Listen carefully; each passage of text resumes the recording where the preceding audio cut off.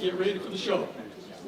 Tonight's sort of the, not the final or culmination, but finally we're getting something that on paper, or at least on the screen, that we can really get our teeth into.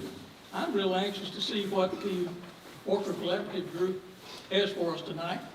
But first off, let me thank you, the citizens of Tullahoma, for participating in this collaborative effort that we have with Walker Collaborative. The thing that we saw in the Walker Collaborative to begin with was their approach to bringing citizens' input into the plan. They've done that. And for that, we thank you and we appreciate it. It's your plan. So now I'm going to turn it over to Phil Walker, and I'm anxious to hear what we've got to see tonight. Come on up, Phil. All right. Thank you, Mayor. Appreciate it. Okay, it's good to be here. I should have brought my sunglasses. That's quite some lighting. But so thank you for being here. Let me make sure. Can you hear me okay? Is this good? Great. And I guess the way we advance, we just say next slide, correct? In the back? Yeah. Okay, next slide, please. All right. And I know a lot of you out there have probably been to some of our meetings, so we're going to be very abbreviated with the kind of background. But in case there are people who haven't been part of this yet, our team, I'm Phil Walker, as the mayor said. We've got Keith Covington down there somewhere. Keith's a architect, urban designer and planner. Lisa Gother is right over here, transportation planner from Tullahoma. Went to this high school by golly. And Randall Gross. Randy is an economist and strategic planner. You can see we have a great steering committee of volunteers. These are volunteer citizens who've helped out, kind of helping us with this plan to spearhead things. And of course, key city staff, Winston and Mary, have been very involved. And so we appreciate all their help. If you go to the next slide, please. So this is what we're going to talk about. Just a tiny bit of background, not much this time. One slide on planning principles. We're going to talk about the results of the workshop that we had right here in the high school in the cafeteria Thursday night. And then we're going to get into the actual concept plan. And I'm not going to read off. The screen is so enormous. You can actually read this stuff. And I don't have to read it all to you. But I will say that, when you do a process like this, it's like after the workshop, someone has fired a starting gun and we see how far we can run until it's time to stop, which today was at 5:30. So you'll see an occasional slide with a blank photo to be inserted into here or whatever. We basically just kind of work and work and work. I mean, Keith and I in particular haven't left town since Thursday night, and we work around pretty much around the clock and see how far we can get. We feel pretty good about this, so as far as it being relatively complete. Next slide, please. Of course, if you've been to any of these meetings yet, you've heard 1,000 times probably what a plan is. It is this kind of blueprint for future growth. Covers a lot of different issues: land use, transportation, the natural environment, things of that nature, economics.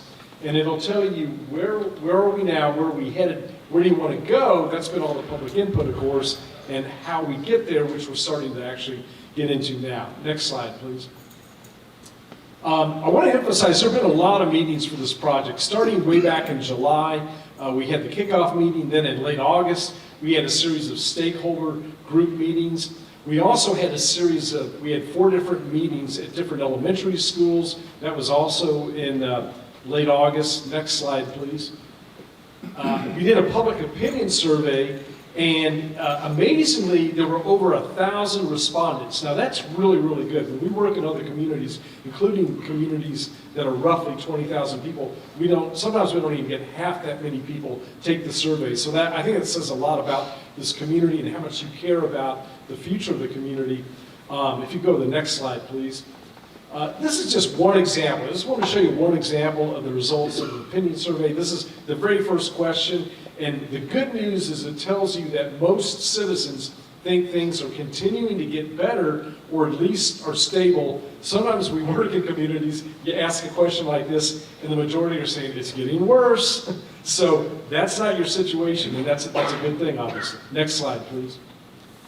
The planning principles. Now, for those of you who've been to other meetings, we've got about a paragraph for each of these 10 principles, and they've evolved over time. We had a set we presented initially, and people would give us input, and we'd go back and tweak it, and we ended up with these 10 principles. And I am going to run through them real quickly because they were really important to the basis of this overall plan. Preserve open space and environmentally sensitive lands, maximize and leverage Tullahoma's existing community assets, foster safe, vibrant, and walkable neighborhoods offering a high quality of life, create a range of housing opportunities and affordable choices for Tullahoma's residents. And that's something we've heard a lot about, by the way, from the community. Number 5, mix Tullahoma's land uses to create pedestrian-friendly places. 6, promote high-quality development in Tullahoma with a strong sense of place. 7, provide ample recreational and cultural amenities for residents. Number 8, provide a variety of transportation alternatives and high-quality transportation corridors within Tullahoma. Number 9, expand economic development opportunities. And 10, maintain public policies and processes that are equitable to both residents and developers. Next slide, please. So the workshop, for those of you who weren't here, this is just one kind of summary of what we did. After we gave a presentation on our initial findings, the findings that we've come up with so far in our study of your community, we split people up into, I think there were 6 different teams. Each team was at a big table. Each team had a base map of the community and a set of magic markers. The colors of the markers were correlated with this color code thing you're seeing on the right. And we gave them, I don't know, maybe an hour or so to come up with their own plan. If you go to the next slide, please. And here's some good action shots where you got people around tables debating all the issues, what should go where. And then at the end, each table had 1 or 2 folks who would present their team's plan. Next slide, please. And here's on the right, just one example, Team 4's plan that they came up with. And you can see some of the key ideas listed here. There were a lot more ideas, believe me, than what you see here, but things like expanding the greenway system, enhancing parks, improving specific roads, revitalizing downtown, which is a really important idea, more housing options, improving Jackson Street, improving the entryways into the community, and leveraging the airport more, particularly for economic development. So those are just some of those key ideas. Next slide, please. All right, Keith, you're up. Now, set us off to a blistering pace. Don't fail us. I'm very tired. I know. All right. Ooh, you're right about the lights. Thank you all for being here. So we're going to kick off our recommendations with what we call the place types. Traditionally, the way that comprehensive plans used to be done, you'd have a future land use plan that would supposedly guide development in the future.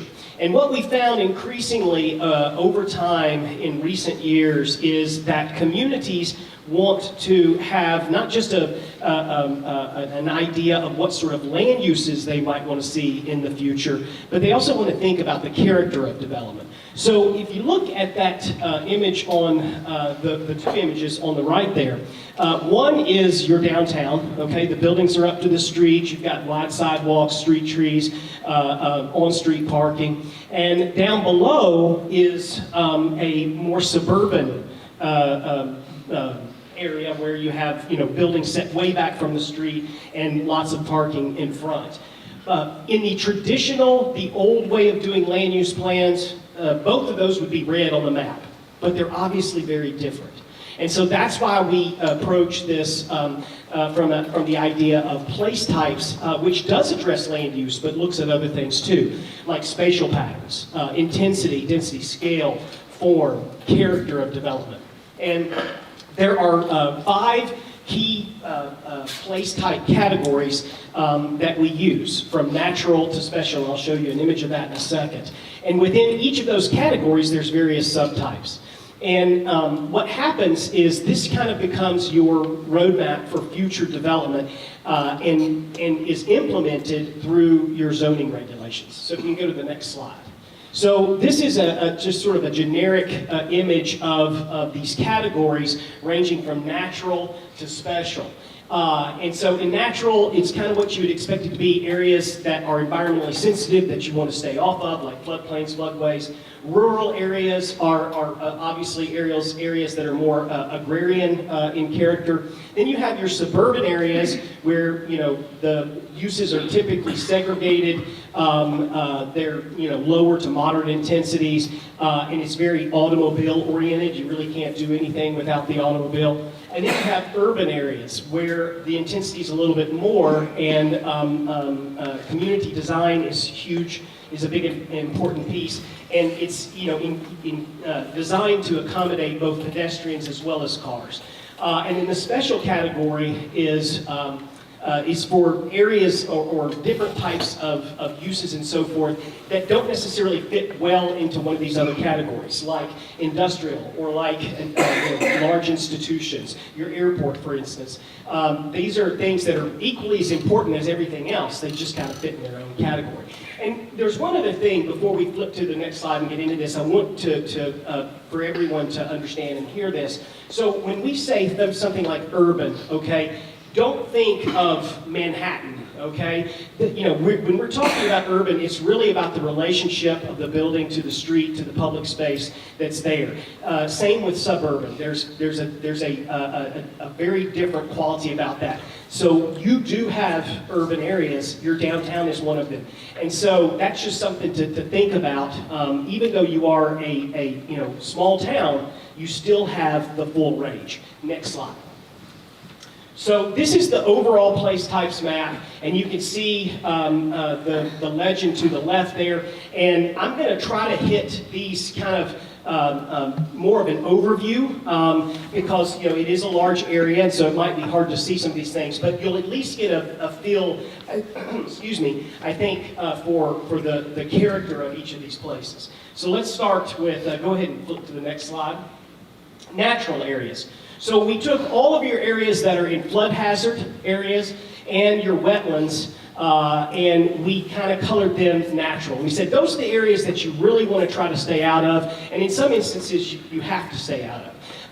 And so you can see how that starts to see, and of course Rock Creek, you can probably see that, there we go.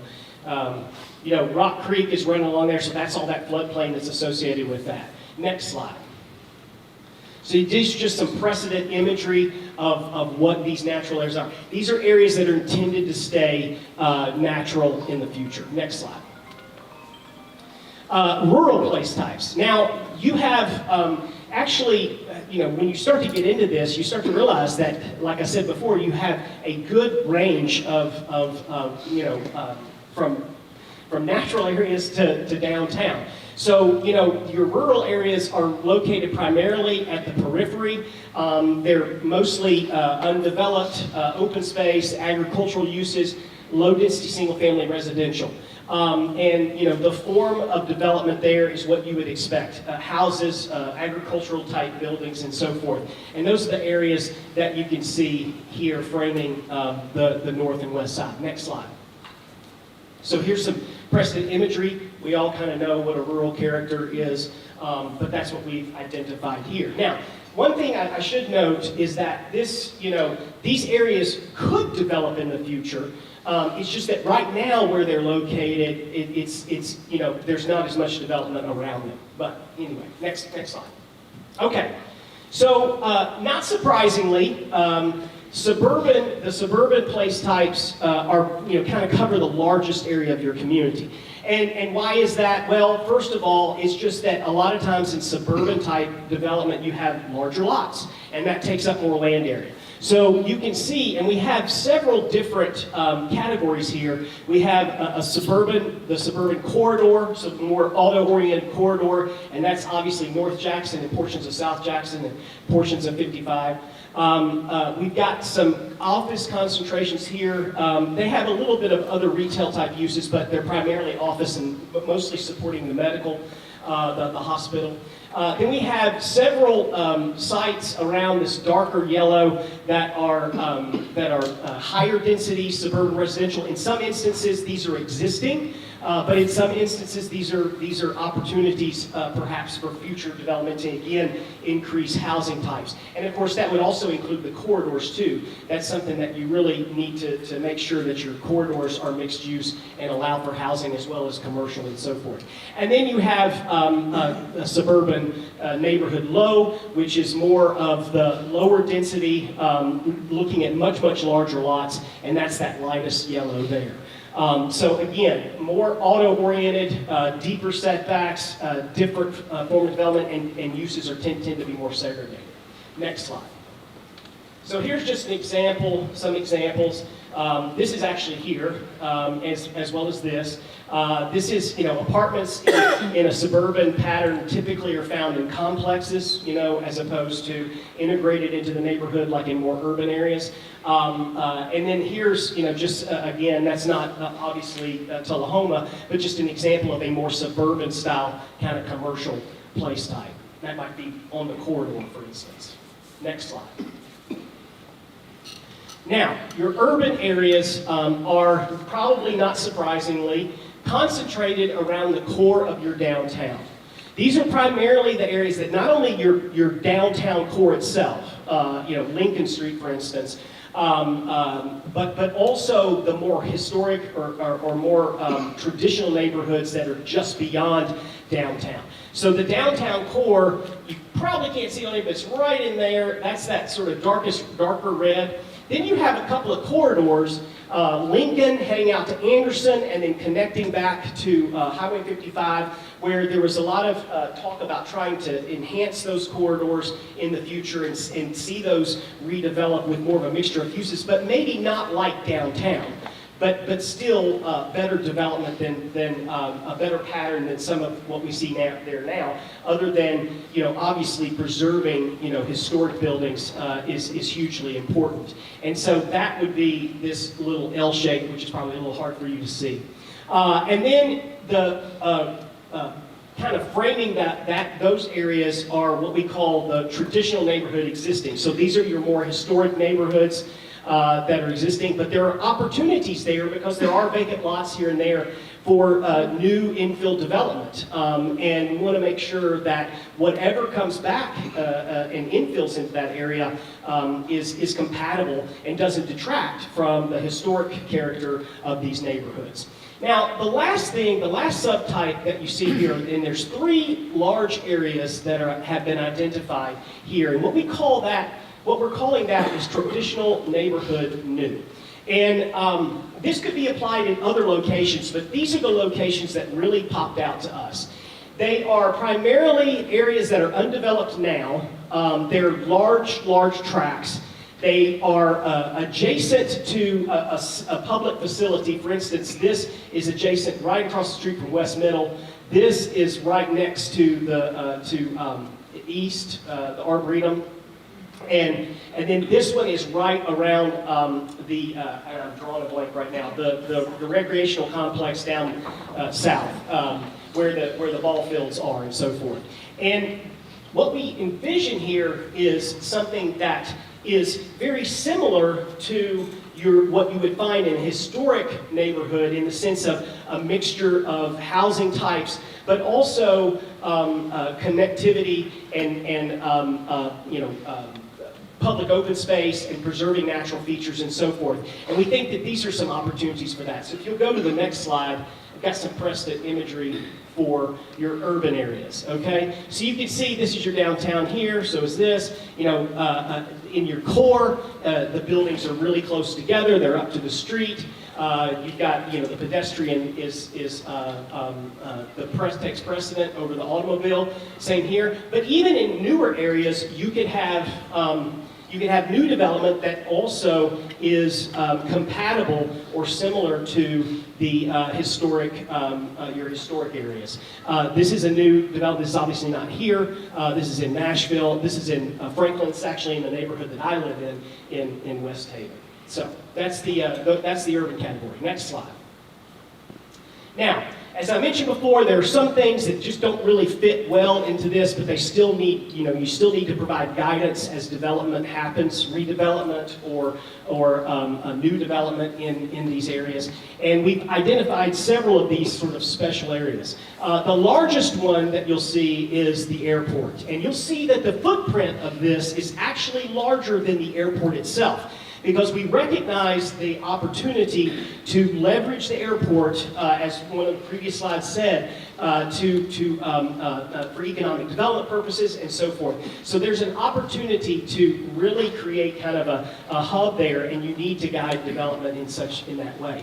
You obviously have industrial areas, some that are existing and well entrenched. They may change over time, but for right now, they are viable spaces, or they're already zoned that way. And so you've got a few of those that sort of frame the airport, but the majority of that is down South Jackson. Well, not South Jackson, I'm sorry. It's on the other side of the railroad tracks, and south of 55. Then we have our parks and recreation. They look a little bit smaller. Of course, Short Springs is pretty big. You'll notice that there's not as much over here, so we need to work towards trying to find that. Phil will talk a little bit more about parks and rec later. We've identified the cemeteries in here. And then, of course, some of the right-of-way is actually owned by the railroad companies, and so it's kind of its own special district as well. Next slide. So this is just an example of, as you think about new development or redevelopment in these areas, what are some of the things that you want to be looking for? Particularly industrial or around the airport, designing things that are more campus-like, that are not completely auto-oriented, although they might be, somewhat auto-oriented. They have the ability to have pedestrians and so forth move, freely between different buildings. So there's a SIN. That SIN's a great example of that there. Next slide. Okay. Now, community design, I just want to hit on a few things about this, some principles for community design. Walkability, number one, not merely the provision for sidewalks, but also safe and interesting places along the way to stop and linger. That's something that doesn't mean that you don't or that you ignore the automobile. It's just you're bringing the playing field more level for pedestrians as well. Mixing uses is another important principle for community design, and these places really promote the walkability. So when you have a walkable place and you have mixed-use development, they kind of work hand in hand to create places where people enjoy being as they work and shop and so forth. You also, again, leveling the playing field for cars and trucks and so forth. You're not trying to eliminate them, but you're trying to create an environment where pedestrians feel safe. So it's not just about motor vehicles, it's about all modes of transportation. And landscaping is super important, whether that be in street trees or whether that be in screening, sort of unsightly things. These are all elements that need to be tweaked and tucked into your zoning ordinance to improve and get a better development. Next slide. So we want to look at North Jackson Street. First of all, you guys probably know, as we do now, the current challenges. There's gaps in the sidewalk system. There's not much landscaping on the corridor. Lots of giant front parking lots, difficult to cross, large signs, lots of curb cuts and driveways, and not much cross access between properties. You have the 2019 Streetscape Plan, which is really good, has a lot of great ideas, and is something that you need to work towards implementing, but it really focuses on what's in the right-of-way. And so what we wanted to do was take a look at what's happening outside the right-of-way as properties redevelop in the future. So if you go to the next slide. This is from the survey. Just wanted to get this. So Jackson Street, Highway 41A is a key thoroughfare. If this thoroughfare was improved, what improvements would you like to see? And the number one was expanded sidewalks. Number two was more landscaping. Not too surprising there. And then pedestrian crossings at the right locations, among other things. And then even some people said all of the above, which makes a lot of sense too. Next slide. So what we did was we took kind of a generic look at, and we didn't pick a specific site, but we did utilize the lot depths and the right-of-way and width and so forth of Jackson to try to show that if you redevelop the site, these are some of the features that you should be looking at. So within the right-of-way, like the Streetscape Plan says, a more continuous sidewalk and/or a side path. Street trees, although you do have some utility issues, so they might have to be understory trees or located, just outside of that. Enhancing the street crossings, particularly in that suburban part of the corridor where it's really, long stretches between lights, maybe even a mid-block crossing at some point.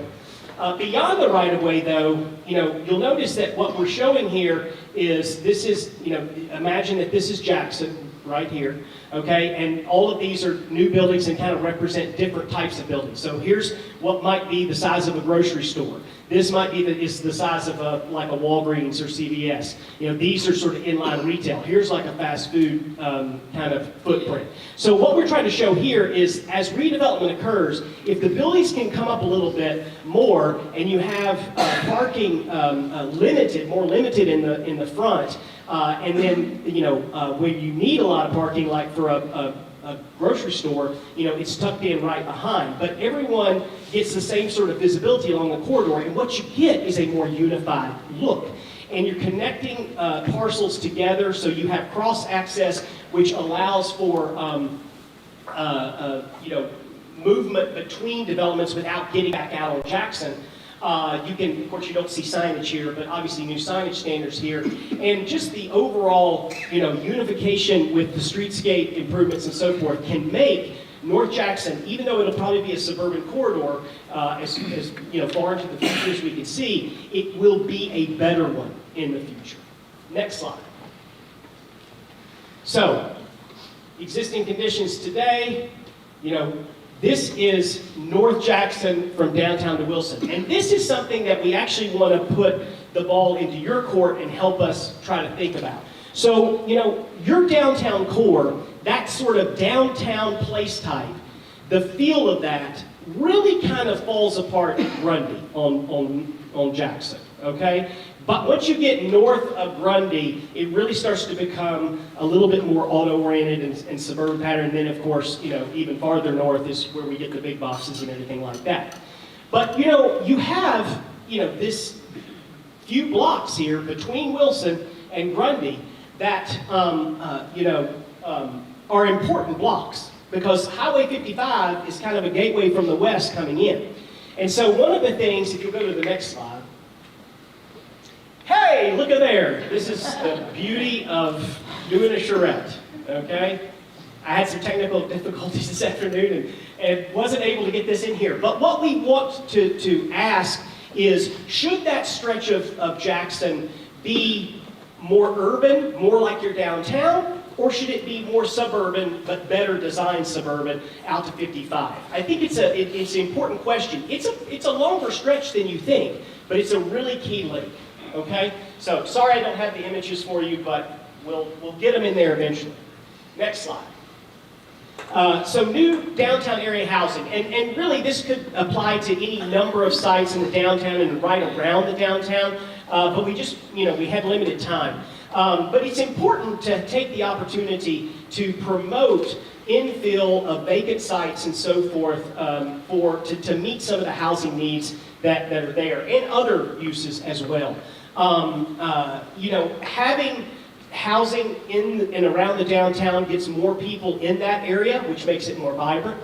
And then when you think about site criteria, the closer you are to the core, the better, but you can also be just outside that in the neighborhoods, and avoid demolishing historic buildings, okay? The design features for new housing in your downtown and the historic neighborhoods around there, buildings need to address the street. Parking is typically to the rear or to the side of the building.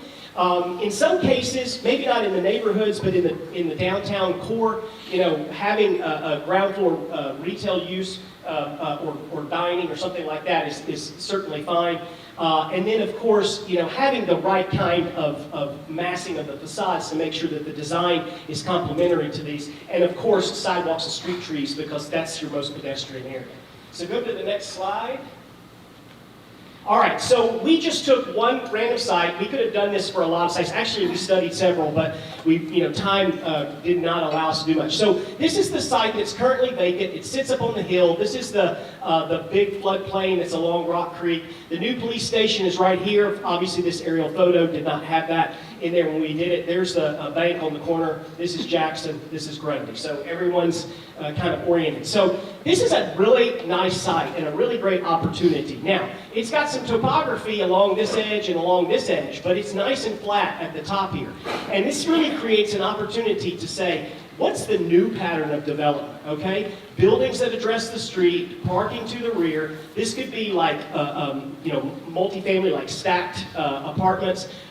You could have townhouses that are, self-parked and look over into the, future park in the floodplain and so forth. But you can see how this is very different than a suburban pattern where the building's shoved all the way to the back and the parking's in front. Now, if you go to the next slide, we did another option where, what if you had mixed use on the ground floor and there was a restaurant on this end and it had a courtyard or terrace that overlooked the Rock Creek area. So again, taking advantage of some of the natural features that you have, and this is just one example, obviously, but there are a lot of opportunities, in and around your downtown where small kind of what I call surgical infill can be really good. Next slide. Okay, so remember we said something about there was a place type called traditional neighborhood new. This is an opportunity to get that mix of housing types, but also with a highly connected street network, street connections to other development, strong walkability, as well as accommodation of the automobile, and both formal and informal public spaces. Now, we didn't design a neighborhood like that on any property in Tullahoma, but we're going to show you an example of a community that actually my firm has been working on in Oxford, Mississippi. This is about 900 acres, and it's got a lot of topography to it, but I've got a set of renderings that will kind of hopefully illustrate kind of what we're talking about when we say all of these design features to the left. So go to the next slide. So this is an example, kind of an aerial of a street. You can see that the buildings take the forefront, public spaces are in the forefront, and buildings frame those spaces. Tree-lined streets, sidewalks, as well as streets. So getting that variety of housing types. Big houses and little houses. Go to the next slide. In this particular site, there was a large, what we called a meadow, that sort of became the organizing spine of the entire development, because it was an area that we wanted to preserve in its natural state and actually have, development that actually fronted it and framed it. So this is how you can incorporate the natural features of the site into your future neighborhood design. Next slide. Now, this is a street that's closer to the center of a neighborhood, where you have maybe a little bit more intensity, such as these townhouses or these smaller houses, or in some cases, if it's in the right location, maybe a small corner store or a restaurant or ice cream shop. But also a focus on civic space that's usable and streets designed for all modes of transportation. So this is a little bit different, and this is all within the same development, okay? So we want to work towards incorporating these together. Next slide. And at the edges of your neighborhood, you have a lot of larger lot, single-family housing, that's access from the street. And what this does is that within this one development, we can accommodate just about every type of housing type that market again, this is in Oxford, might be able to absorb or need. Next slide. All right, I am done. I tried to keep the pace, but it's a lot to cover. Liesl?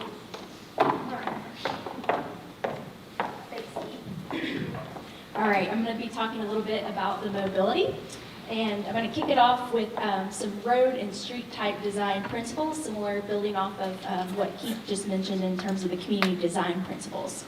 So I'm going to go ahead and read through these. Road streets will respect the natural and built context which they traverse.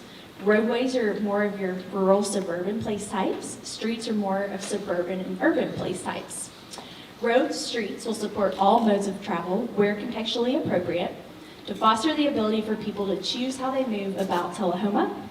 Roads and streets will strike a balance between appropriate vehicular operational efficiency and safety for all users, regardless of their choice of travel mode. Road and street design will support the types of development and redevelopment, such as those that Keith just mentioned, appropriate for the place type in which they occur.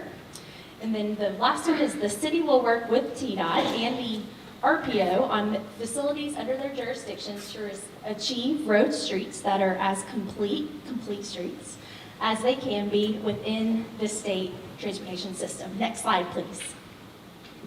So what do I mean when we're talking about complete streets? Complete streets are essentially streets designed for everyone. They are designed and operated to enable safe access for all users, again, whether you are on foot, on bike, or driving a vehicle.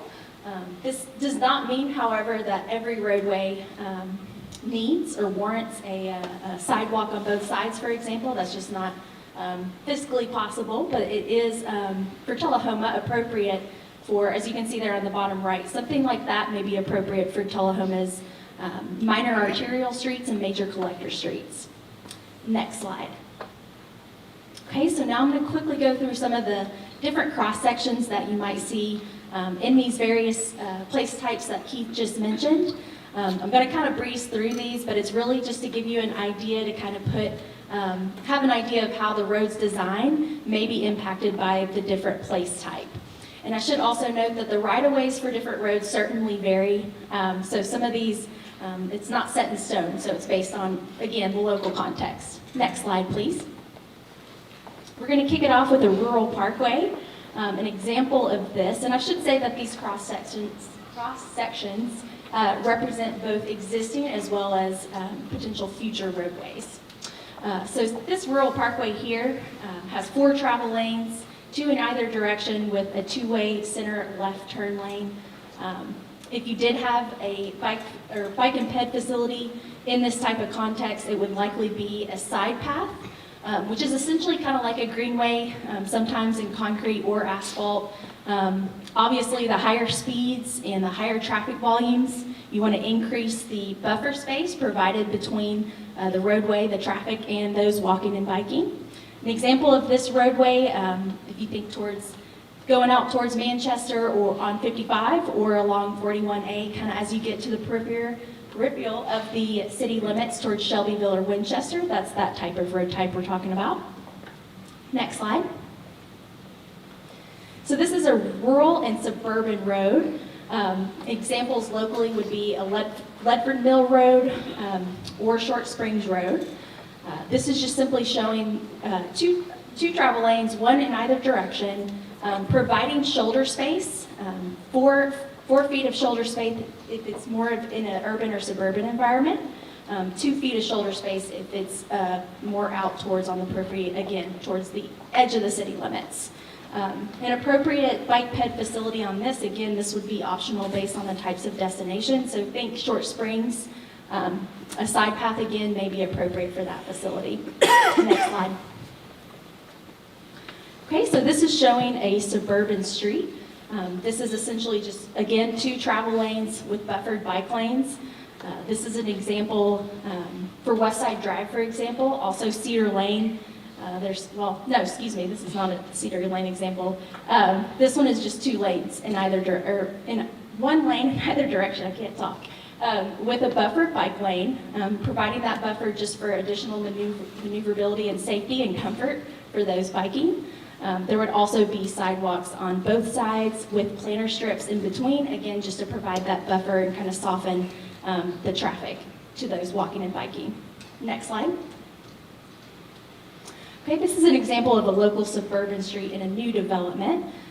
It would essentially be unmarked, 2 travel lanes, one in either direction. You would have a grass buffer in between your sidewalks on either side, and we will be recommending to widen that. Right now, it's at a minimum 4 feet. However, nationally, the recommended minimum for a sidewalk is 5 feet, so we will be making that recommendation. Next one. This is an example of an urban avenue. So if you think North and South Jackson, specifically what we're showing here is a little bit closer to the downtown, because as you can see, we do have some on-street parking there. If you think in front of the City Cafe there, we do have the 2 travel lanes in either direction. We are showing a landscape median. However, you really would only add that where feasible. Otherwise, it would be, again, that 2-way center turn lane. Furthermore, you would have sidewalks on both sides as well, and in some cases you may have to have a side path to accommodate bicyclists as well as higher volumes of pedestrians. Next slide. This is an example of a local urban street.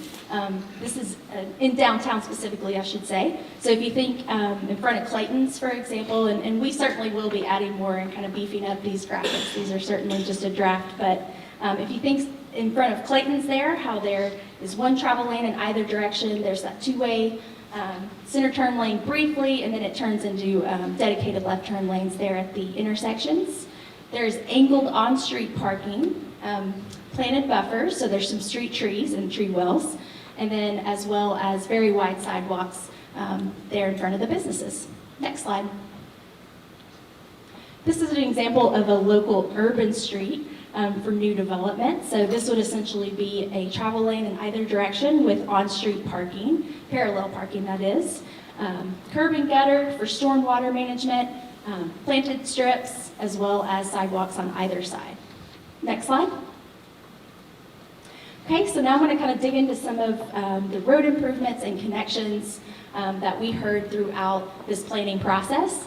Number 1, to no surprise, is Cedar Lane improvements, and that is widening it to add that center turn lane as well as some bike and ped infrastructure.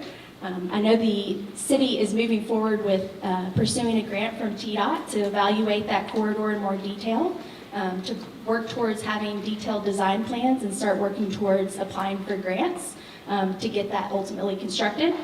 We also heard about improved connectivity to I-24, specifically along the Wattendorf Highway, AEDC Highway. We heard some ideas, basically Tullahoma being off of the interstate is somewhat of an economic disadvantage for those industries that rely on logistics and trucking. So we heard a lot about potentially improving Wattendorf Highway, basically to provide interchanges, perhaps at the 2 main gates. And what that allows is basically for the mainstream traffic to continue traveling at a high speed. As you all may know, during peak hours, they reduce the speed limit there at the gates to 40. So just having those additional operation and mobility can be helpful for accessing I-24, as well as Manchester's Industrial Park, which is at that interchange as well. And then furthermore, we also heard about a lot of folks drive Riley Creek Road out towards I-24. That is out in the county. However, it is worth noting that that is an important traveling corridor for the community. And then we also heard folks discussing improved connectivity between North Jackson on the north end, as well as State Route 55 on the east end. And so we evaluated that, and we are recommending to move forward. There are some recommendations from the 2011 Comprehensive Transportation Plan for improving Ralph Broderick Road, for example, and kind of improving those connections on the periphery of the city limits. However, we really ran into the barrier of kind of near Lake Tullahoma. If you've ever driven Lake Hills Road towards Lake Tullahoma, you may know that the topography there is pretty gnarly, and there's also some natural wetlands. So from a cost cost perspective, it would be very challenging to make that connection. So we are recommending to push those CTP recommendations forward and focus more on Cedar Lane for now. Furthermore, William Northern Boulevard, that's the one heading out from the Publix to the airport. We heard about the need to remove the wishbone, if you will. That road kind of splits funkily. And so we have that marked on there, as well as the Wilson Avenue, Brown Street, North Washington Street potential railroad bridge. We did hear a lot about folks were mentioning how there's an above grade crossing as well as an underpass on either end of a town. And however, when a train comes by, it can disrupt traffic a lot. So having that third crossing would be especially beneficial somewhere closer to the center of town. And so our initial idea on that, we looked at several, I think 4 different alignments, and we felt that potentially connecting Wilson Avenue over to Washington so that you could get to Avoca quickly and easily was one of the most cost feasible locations, as well as would impact the existing properties the least. Because in order to get that 24 feet over the railroad, you have to get, I think it's 500 to 600 feet of the bridge, so it's a pretty big footprint. So that was our best idea there, was from Wilson over to Washington. And then finally, Anderson Street improvements. That's kind of, if you're coming into town from Manchester, the first big light. I believe the Whiskey Trail signs actually take you into downtown there, and the idea, the town has been kind of wanting to spruce up that corridor and provide better infrastructure as it's kind of the front doorstep, if you will, to the community, and it's particularly downtown. And I also have heard that the city is going to be pursuing a TDOT TAP grant to potentially construct those improvements in the near term as well. So hopefully they're successful with that. Next one, please. Okay, furthermore, we heard about a host of intersections that are currently experiencing peak hour delays and or just operational concerns in general. I won't list all of these, but I will say that the one from a traffic engineering perspective, when we look at traffic projections, Anderson Street at Grundy, they're over by the Celtic Cup. It's the 4-way stop that backs up pretty significantly during peak hours, sometimes all the way back to the traffic light there at the Celtic Cup corner. So that was one of the intersections that particularly jumped out to the traffic engineers, but we do have a host of other ones there identified as well. Next slide. Okay, and then operationally, we heard about some of the minor collectors, or minor arterials and major collectors in town in terms of their lack of shoulder and how narrow the roadway is currently. So it's not even good to drive on for some folks, is what they said, much less walk, of course. But we did hear about potentially recommending the addition of shoulders, some type of shoulder on Marbury, Lincoln Streets, towards you get out of town.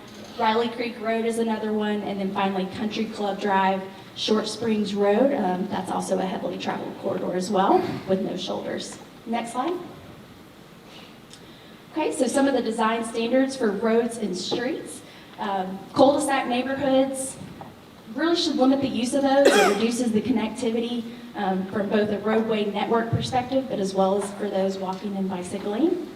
For driveways, to discourage or prohibit for narrow lot subdivisions, 50 feet lots or less, and encourage/require alleys.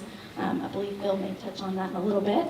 But also to encourage subdivision driveways to connect within an internal street network, particularly along arterials and collectors. So a recent example of that is out on Riley Creek Road, as you kind of take that hard left, that new neighborhood there on your right, all of those new homes, instead of their driveways facing interior, they're all on Riley Creek Road, so that can reduce the operations for that roadway as well as decrease safety. And then finally, under driveways, to encourage, like Keith had mentioned, he'd already touched on this, but encouraging those consolidated commercial driveways and connectivity between parcels using cross-access easements. So a good example I always think about is between Starbucks and Ascend. You have to pull out onto Jackson if you wanted to kind of drive to the next lot over. So just to encourage cross-parcel connectivity. Street widths. Avoid having wider streets than necessary. Lane widths at a national design perspective. You can go down to 10 feet. Along state highways, those are typically 12 feet, and they're definitely a lot roomier, and which encourages speeding. And so keeping those lane widths as narrow as functionally possible is good for both vehicular as well as those walking or biking. Sidewalk minimum widths, I think I mentioned that through the cross sections. We will be recommending to bump that up to the recommended 5 feet, which is the national standard. And then for street trees, to require those with new developments, that's not existing development, those is just for new developments. Again, like he said, helps to improve the walkability, the comfortability of streets or important public spaces. Next slide, please. Okay, so these are the bicycle and pedestrian mobility section. We heard a lot of great ideas for new greenways and sidewalk connections particularly.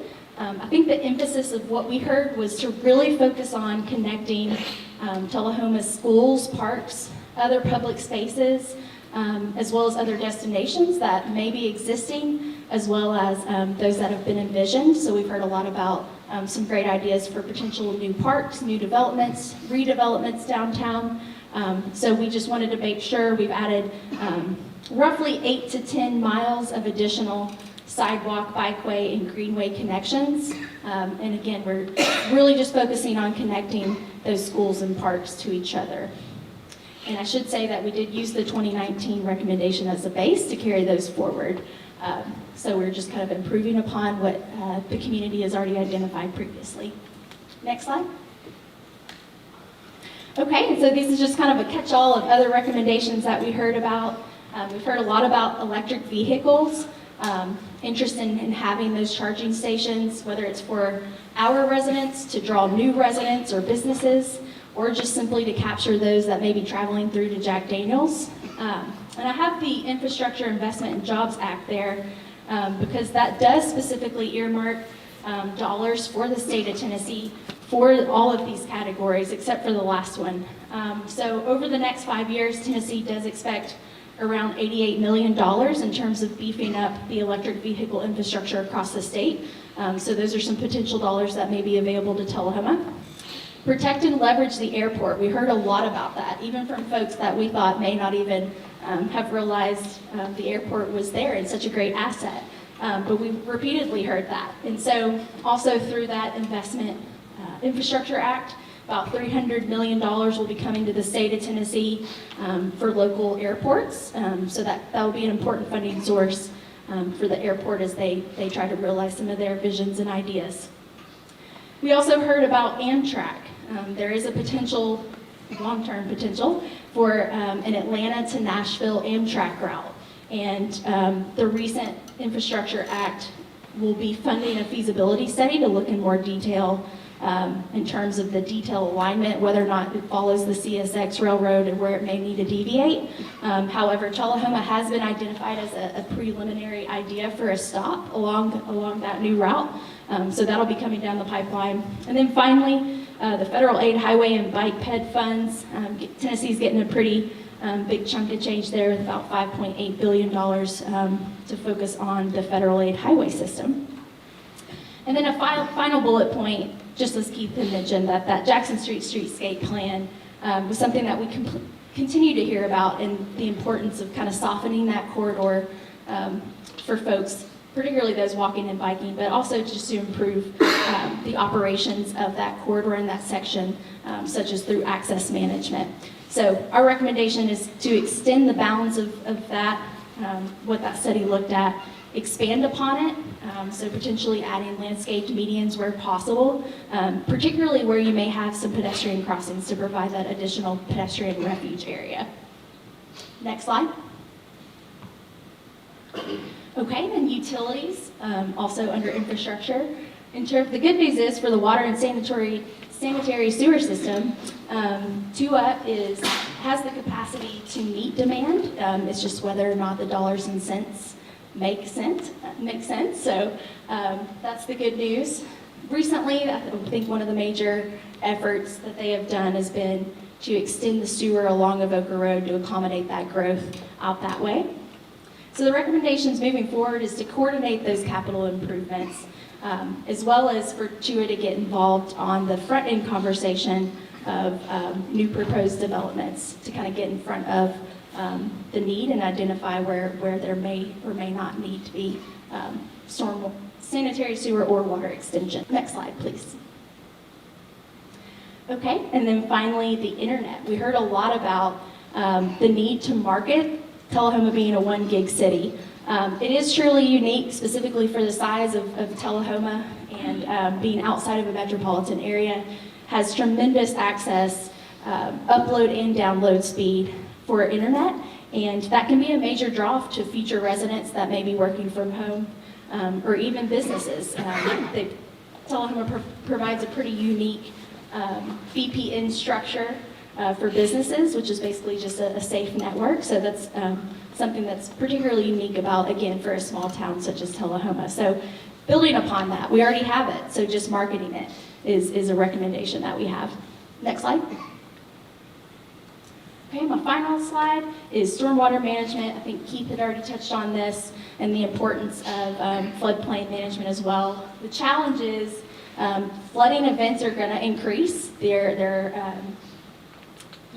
Historically there have been floods. I think Mary had mentioned some previous flooding pictures she saw back in the 30s. So those events will just continue to increase in duration as well as how many times they occur. So we need to be thinking about that. So adopting some green infrastructure standards as it relates to your streets particularly, for ways to incorporate bioswales, rain gardens, as well as wetlands restoration, where wetlands restoration as well as floodplain protection, it offers an opportunity to incorporate greenways as well. So it's kind of a win-win situation with stormwater management. Next slide. All right, back to Phil. Thank you very much. So what I'm going to do, after I present, I've got kind of a random mix of topics that I'm going to be addressing. Randy goes after me. He's going to talk about housing. He's going to talk about economic development, which are really important. And in the interest of time, I'm going to take a slightly different approach, and I'm going to be as concise as possible. At the end of this presentation, we're going to have as much time as you might need for comments and questions and so forth. So I am going to be pretty quick on these, but on your natural resources, which are very important for the environment, you've already got some buffer requirements for water bodies, but we're also suggesting that you really discourage development in the existing floodplains, and maybe even look at prohibiting development, even with cut and fill, but trying to stay away because these issues will get more difficult in the future. Next slide, please. Okay, did we just look at that one? Oh, next slide. Thanks. Trees, we've already suggested that the city start requiring street trees for new subdivisions, and also considering maybe a tree preservation ordinance, which a lot of communities have, which look to not have a net loss of trees. If you lose too many trees, you got to at least replace them. Next slide, please. On the cultural resources, the city needs to continue to promote the availability of federal investment tax credits to rehab historic buildings. Look at possibly adopting a pilot program, which is a lot like a property tax abatement, which you can't actually do in Tennessee. Pursuing certified local government status, which means you'd have a full preservation program with districts and a commission and so forth. You already have the preservation ordinance adopted, but this would but you don't have designated local districts. Next slide, please. And we think you ought to explore local districts. It's something, though, that you want to make sure you have sufficient property owner support before you don't want to force it upon people. But hopefully you could educate folks and they might see the advantages and want that. And even if you don't have a designated historic district, local district, you have a couple small national register districts now. Local districts are the ones that actually come with protections. You could still do design guidelines just as a useful resource for property owners, and also you could incentivize the guidelines financially so that people follow them. Next slide, please. When it comes to parks and recreation, okay, this is just a map showing all of your existing parks. Next slide, please. We took a look at national metrics, averages in other communities that are roughly 20,000 people. You can see where you exceed, most communities. You can see on the list on the left, at the bottom, where you're a little bit short. And based on that, if you go to the next slide, this was a question in the survey about what people wanted to see more of. Of course, greenways and trails were the biggie, but also community centers and gyms, swimming pools, basketball courts were kind of the next top picks. Next slide, please. And what we're recommending is, first of all, there are a lot of things that the city already has in the works. Johnson Lane Park expansion, Silver Street Park, which is new, Wagner Park improvements, and that's just that graphic is one scenario possibly for Wagner Park. Things that should be pursued based upon a lot of things, the national metrics I mentioned, the opinion survey and so forth. Basketball courts, tennis and pickleball courts, which pickleball wasn't even in the survey, but that's starting to become a big thing now. You have a dog park, but maybe a second dog park. You don't have a skate park, that would be good. And we heard a lot of people saying it would be great to have parking and restrooms at Short Springs. And then also, we think it's really important to have a Parks and Recreation master plan that goes beyond what we can do in this plan, particularly to be able to have success going after grant money for parks. Next slide, please. And another idea, and this is actually something that was very recently proposed by some visionary citizens that you're fortunate to have here in the community, looking at this area where you've got Rock Creek, here's Grundy, here's Wilson, and of course you've already got Cascade Park over here, but turning this into almost like a central park for Tullahoma. Next slide, please. Downtown. I'm going to be quick on downtown, but what we recommend is that you go ahead and pursue your Main Street designation. It's something you've gotten really close to.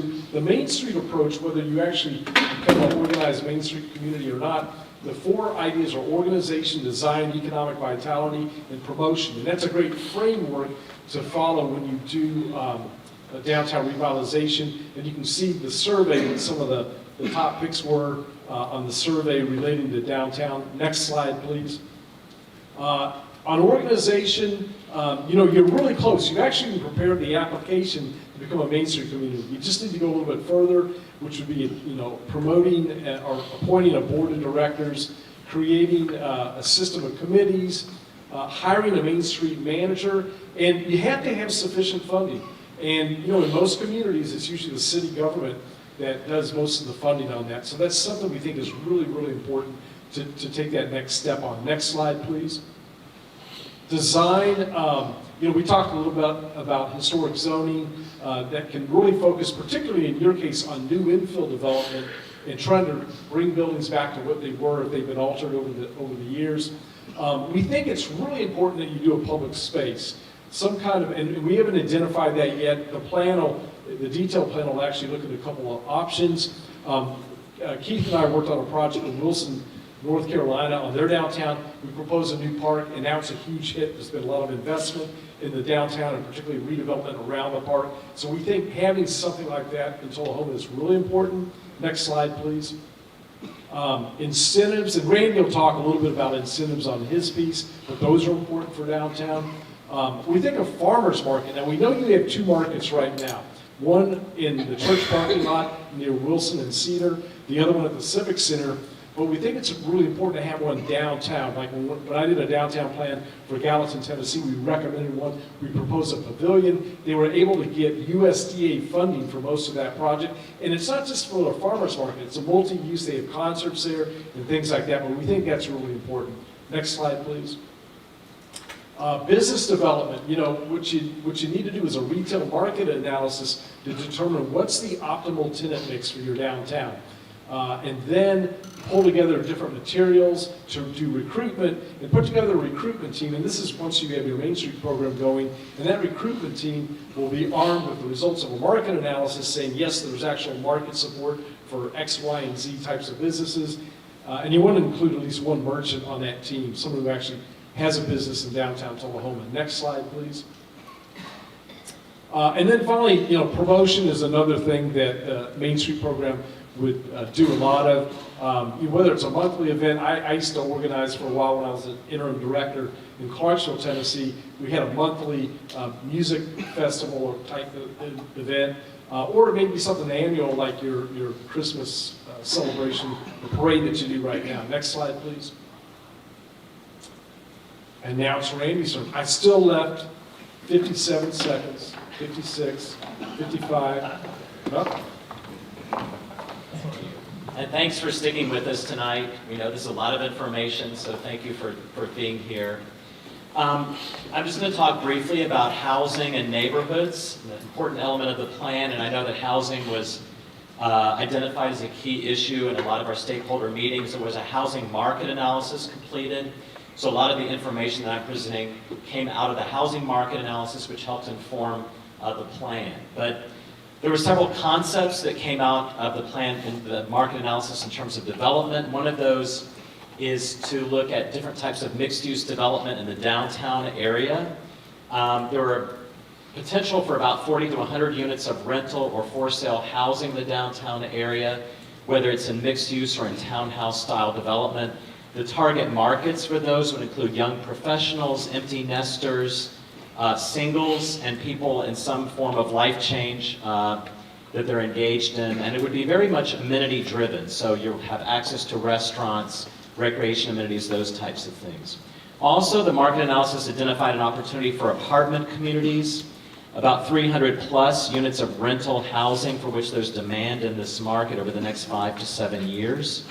Both market rate and workforce housing, especially within your corridors, your commercial corridors, where there's an opportunity for densifying some of the uses there with housing and commercial, where it wouldn't have a direct impact necessarily on single-family residential neighborhoods.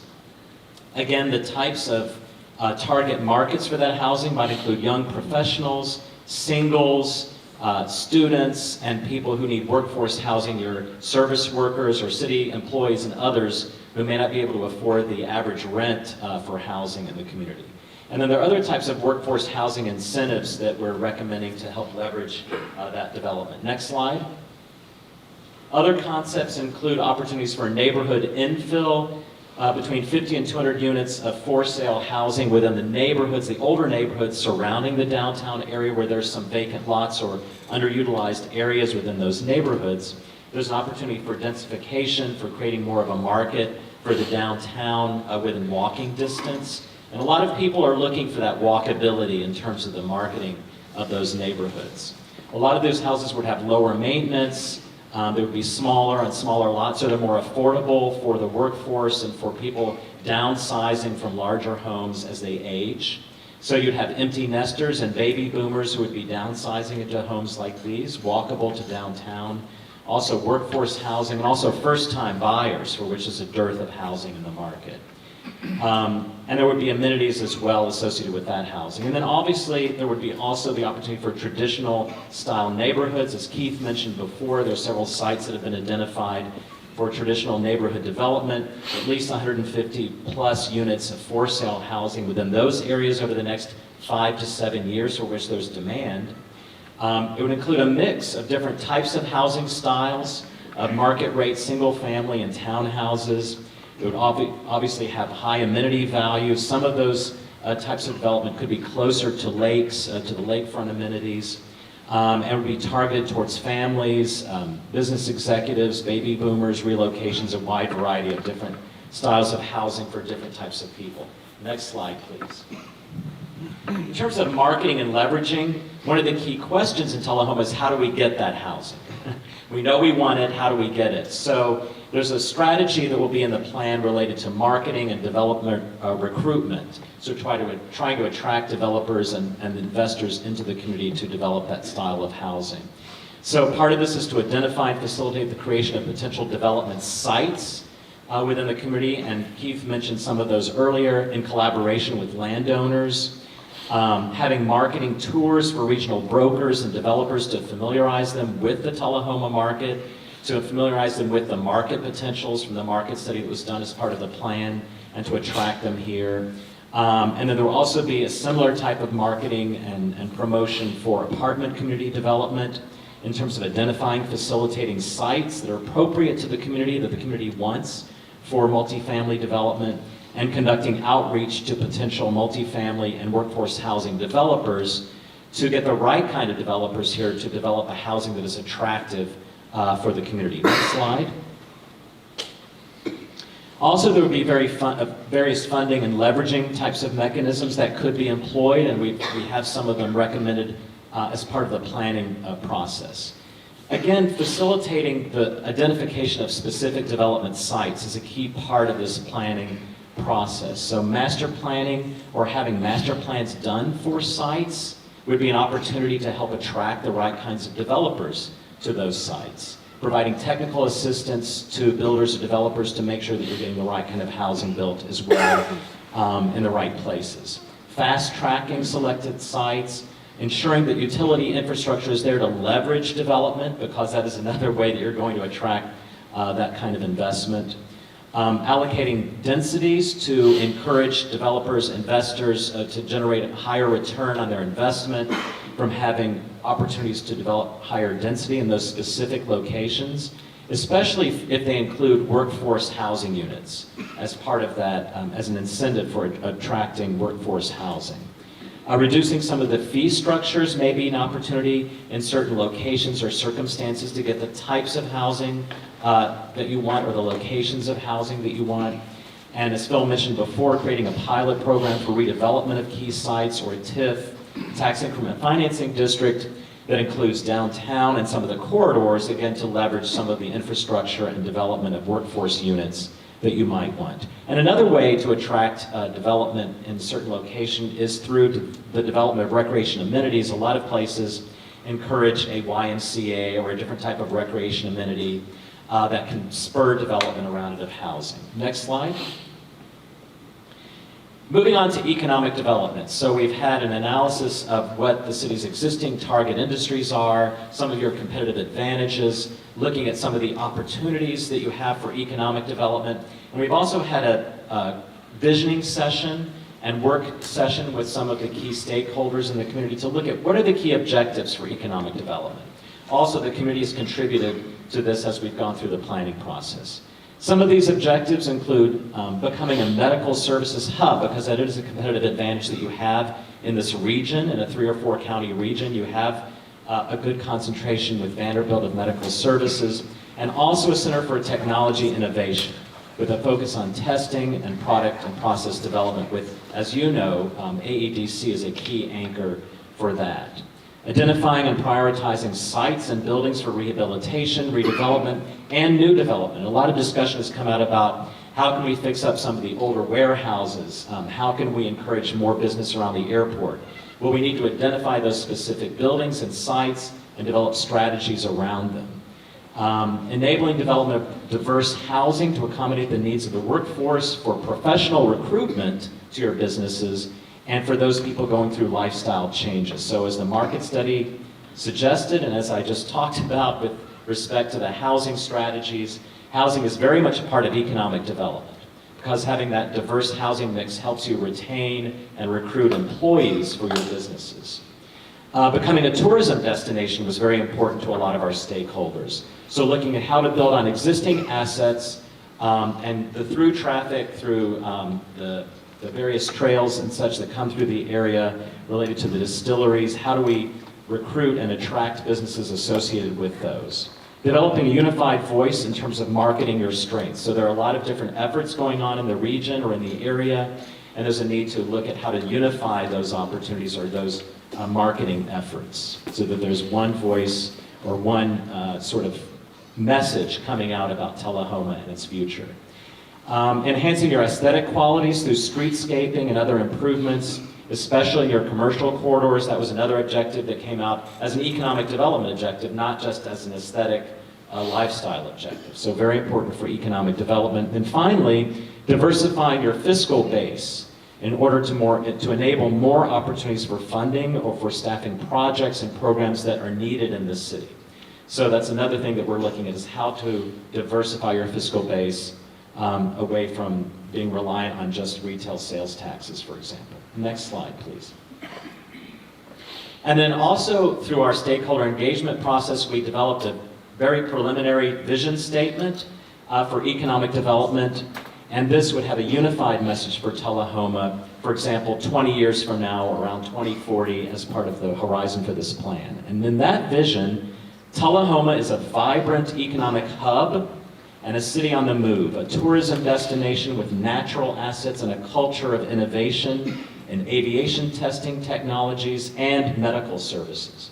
A proud, attractive, and walkable community with great schools, diverse housing, and a small town lifestyle. So that picks up on some of the strengths that we've all identified as part of the planning process, as well as the analyses that we have had going on as part of this process. Next slide, please. Some of the strategies for economic development, again, focusing on some of those objectives that I talked about before. Looking at your medical services hub, you have some key anchors, including Vanderbilt Tullahoma, Motlow State Community College, which has programs related to medical services, and then Vanderbilt Lifelight, which is obviously anchored here at the airport and provides expanding services, but also looking at how to recruit medical service businesses to fill some gaps and create a stronger hub of medical activity here. Next slide. In terms of technology development, the same sorts of questions. You have AEDC as an anchor and some of the contractors associated with AEDC. You have the airport, obviously, as a key driver in that respect. There's the opportunity here for a technology park. There are a lot of challenges to doing that in any location, but having worked on these around the world, I know that you have some competitive advantages here because of your specializations in aviation and aerospace testing, and also some opportunities related to environmental testing. There's also the effort underway to bring an innovation hub here because of the base, and there have been lots of discussions about that, and there's federal funding for that. Building on UTSI, and looking at ways to transfer technology so that you have not only the R&D or the technology development here, but ways to transfer that to manufacturing technologies and to attract production as well associated with the technologies that are here. There will be various venture capital types of opportunities to create some venture capital here as part of that marketing effort and incentives that would feed into that. But you really need to look at the feasibility of a technology park before pursuing even a specific location to really know what you're able to do, how to best capture that opportunity to move forward. Next slide. Tourism, okay. As I mentioned before, there's an effort and a need to develop your opportunities here for tourism as a destination. There's the Tennessee Whiskey Trail, obviously, with Jack Daniels, with George Dickel right here in town. Maybe, perhaps, we don't know the feasibility of this, but having a downtown distillery that really becomes an attraction in and of itself, with dining and entertainment perhaps associated with it.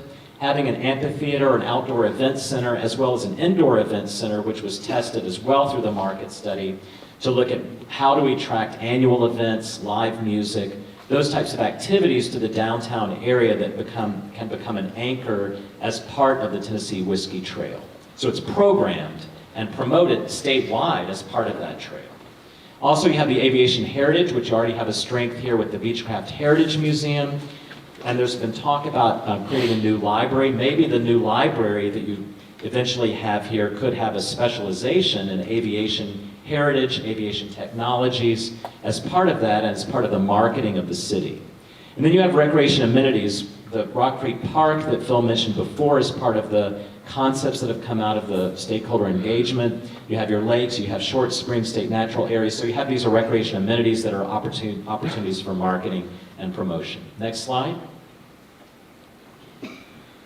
Also, it's important, as I mentioned before, to look at buildings and sites. So inventorying those, conducting conditions assessments of those buildings. So just knowing that they're there and knowing that some of them don't look so great is not enough.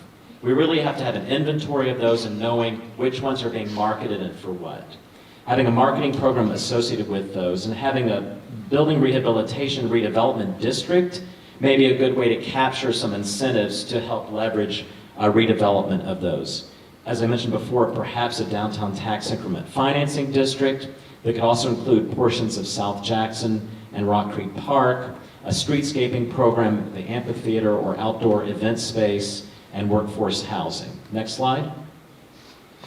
And then finally, in terms of broader marketing and recruitment, you have an economic development staff member in the city, and there have been identified target industries and actions and achievements that have taken place here, but there's an important role for metrics and benchmarking. There's a need to really look at specifically what have been the fiscal returns from specific economic development efforts, how have you diversified the economy, which buildings are being revitalized, which sites are being used, how many jobs are being created by individual actions, and how are you diversifying your housing. So having those kinds of metrics and benchmarks are very important for economic development. And I think moving forward, we'll need to make sure that you have a process in place to capture those metrics and benchmarks to make sure that you're achieving what you want to achieve. Making sure that there's council oversight of those metrics and benchmarks is very important. Perhaps formalizing your marketing committee in a way that you have this unified, consistent messaging across all the various agencies and individuals involved in economic and tourism development in the area is very important, and ensuring that you have the brand that you're pushing forward. And again, housing is an important part of the marketing strategy that you have for the city in terms of site assembly and recruiting developers. And from that, we'll move on to the next stage of this presentation. Which is almost over. And you're still mostly awake. I don't hear any breathing, but I know you're there. All righty, thank you. Next slide, please. Next slide, please. Great. Okay, we are almost through. Just a couple more slides just to finish it out.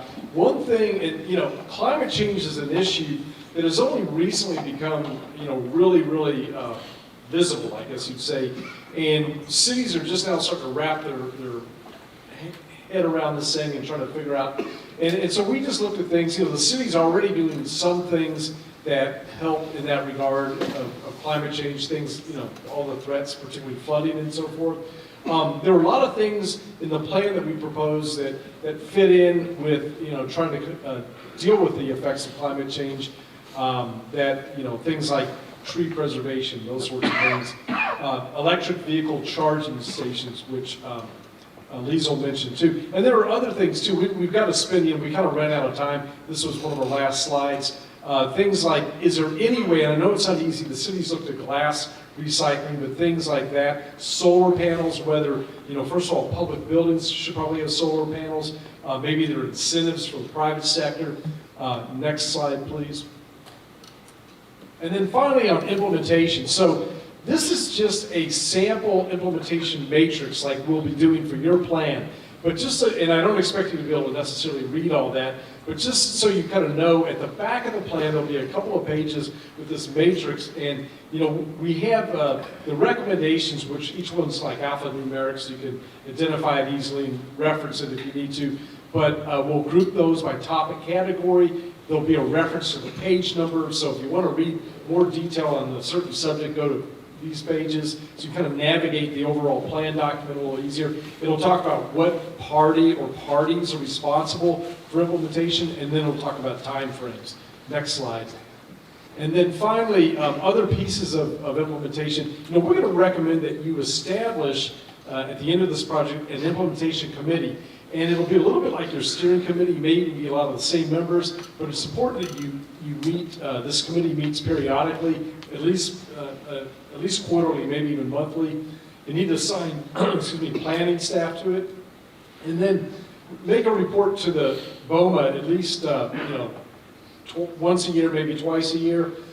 Some of the ways that you implement a plan like this, policy revisions such as your zoning ordinance, changes, when Keith was talking about all the place types, that might be reflected in zoning, or things like requiring street trees for subdivisions, that would be another policy revision. And then your capital improvements programming, we talked about parks and recreation, those kind of projects, stormwater improvements, all the mobility things that Liesl talked about are part of your capital improvements programming that would come out of the plan. Next slide, please. Aha! We're there. Wow, sorry this drug on as long as it did, but and I'm sure you've got lots of questions or comments. So I'm trying to see. Yes, please. I have two things. gathering place. You mentioned the farmer's market pavilion, USDA grant for money to build that, and also an event center. Well, we have that already at South Jackson Civic Center. The land out there is city land.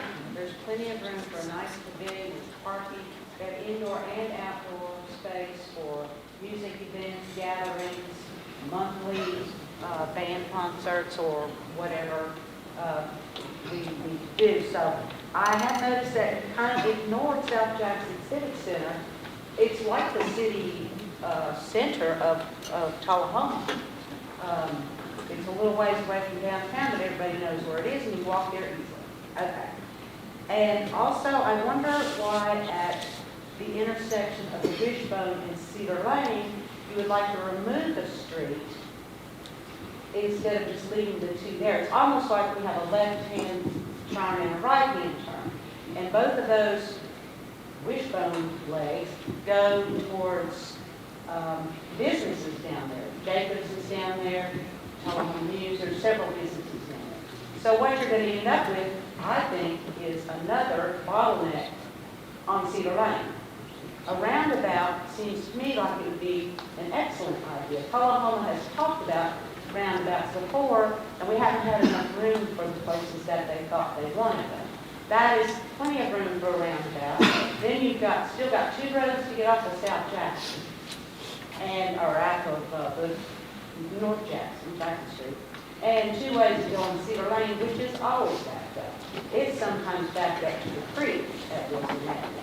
So that's just my So, yeah, basically two issues, South Jackson Civic Center and then that location. Liesl, can you take a stab at what she was talking about on the transportation, and then I'll talk about the other topic? And I don't know if she needs to have the mic or how to logistically do that. Thank you. I think that's, in terms of the wishbone, that's simply input that we heard from the community. It is an option to leave it there. However, if you are going to signalize or have a roundabout at that intersection, just to have all the folks streaming into one intersection is a little bit safer than having, folks having to turn and Well, you'll have people backed up all the way to Jackson. okay. Have a big line, and they'll be coming from both ways, Mhm. right into Cedar Lane, to try to turn left or right, and you can't turn left on Cedar Lane. Okay. That's just, I just wish that you'd think about it, look at Okay. it. I don't know, I have Sure. used it a couple times, Great. and, okay. We will. Thank you. Okay, so regarding the Civic Center, so there were three things brought up. One was an event venue that we talked about, a public space we talked about, and the farmer's market. And I guess the idea was, well, gee, we have the Civic Center, what's wrong with that? Well, let me kind of talk about each of those. The event venue would be like a conference center, right? And from what I understand, in fact, we did a whole market. There's one of those in Manchester Can I? that's lost billions of dollars Ma'am? each year for what? Okay, 10 years. can I talk for a Yes, second? sir. So Randy did a whole market analysis for an event venue. And if he wants to talk about that later, he can. But, it would be a very specific type of facility, for events. And it would probably need to be designed that way, or at least the existing building retrofitted. And I don't think that the Civic Center would fit that need. Regarding a public square or public space, the whole idea of that is to, and as you mentioned, it's not downtown, and that's the problem. The whole idea of a public space downtown is to benefit downtown, to have special events that have economic spinoff. The only way to have really good economic spinoff for a downtown is to locate things where people can go from that event to a business walking, as opposed to having to get in a vehicle and drive somewhere. And that's why it's so important to have a public space for events in your downtown as opposed to the Civic Center. And then finally with the farmer's market, the same thing. You have two different farmers markets going on right now, but neither one is located in a way to maximize economic spinoff. And that's why you want to have it in your downtown, like most communities do.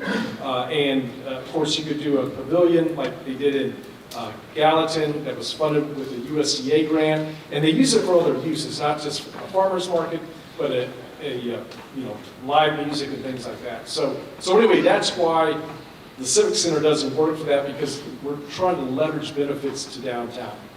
And also leverage benefits to Tullahoma. Yes, sir. I don't know about I know Jimmy Blake's Alderman. I don't know about the downtown for that. Where are you gonna put it? Yeah. The downtown for what? For the, what you're talking about? Your farmer's market? Farmer's market, or, you know, you're 3 blocks away. You know, there's not that much room downtown to put what you're talking about. Well, that I can there's a think of. lot. There's actually quite a few vacant lots all over downtown. And we've already identified a lot of spaces where you could do all these kind of uses. We don't have a map right now to show it. The plan we will. But you have a lot. Your downtown is not that developed out at all. There's a lot of parking lots and things like that. How many blocks is it from downtown to South Jackson? Do you know, Keith? 3 blocks. Yeah. It doesn't seem like the kind of place where people are really going to walk. That's what we're trying to encourage. That's what we're I trying just, to encourage. I don't get it.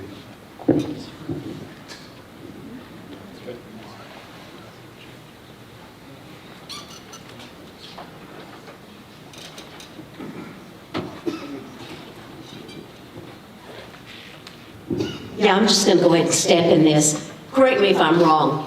Everything you have mentioned tonight is the result of the survey that was put out there. This is what the community said they wanted, correct? No, not at all. Not at, oh, okay. Not at all. The survey is one of many ways that we use to get public input. So there's the survey, which is not scientific, by the way. It's useful. It's another way to get input. There's all the meetings we've had.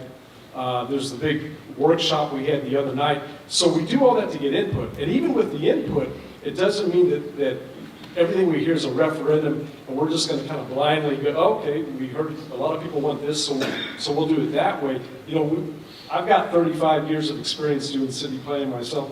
Randy's got about 35. I mean, we've got a century of professional experience in a lot of communities all across the country. So when we make a recommendation, it's a combination of what do we hear that people want, you know, market analysis to kind of tell us, you know, what's going to work, and using our professional judgment. So it certainly doesn't boil down to just the public opinion survey. Okay, but my point is, you had people who expressed an interest in wanting to see something downtown in the way of a gathering place. Personally, I think it speaks volumes when the Chamber of Commerce wanted to honor 40 people under the age of 40 and had to take them to Winchester because we obviously did not have a place here in town that would accommodate the group.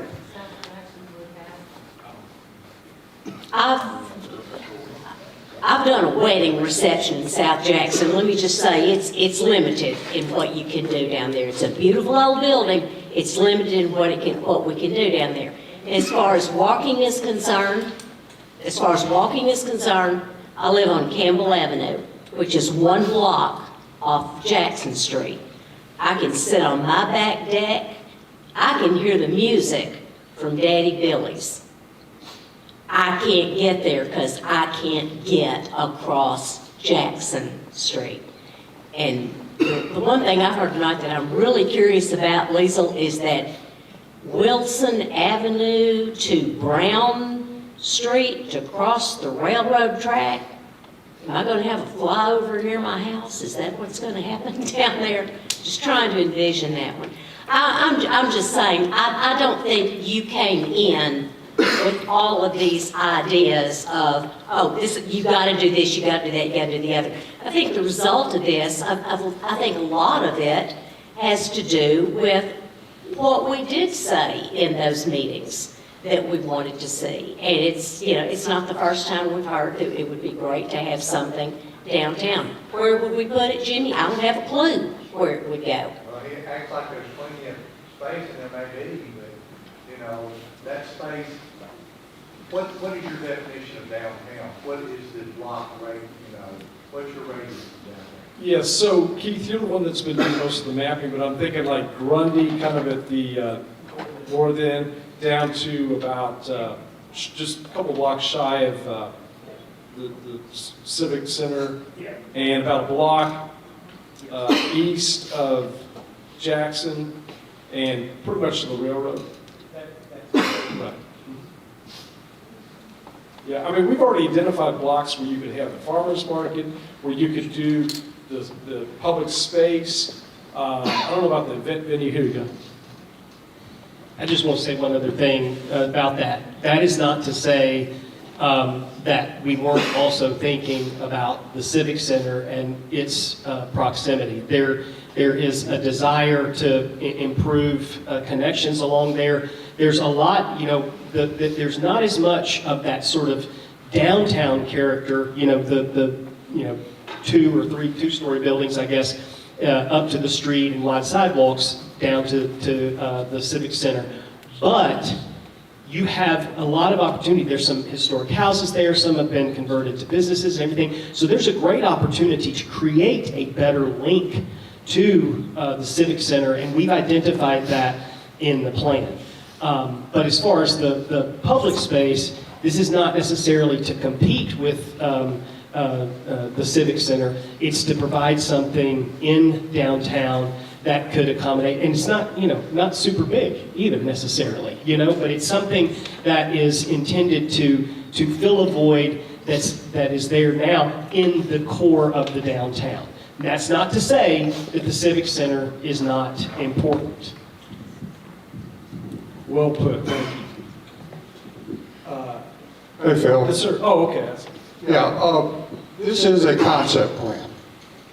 And if you wouldn't mind going through a slight timetable to the next stages, who will be involved in that, how long those stages will take, before we end up with a finalized plan at a certain time frame.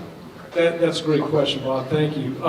So, yeah, and just to kind of emphasize, when you do a concept plan like this, you've done all the background research, you've got all this public input, and you give yourself, in our case, 5 days to put something together that's kind of the big ideas. The plan document, which you'll get next, is going to have a lot more detail, and we'll probably be able to get that to the city sometime in January.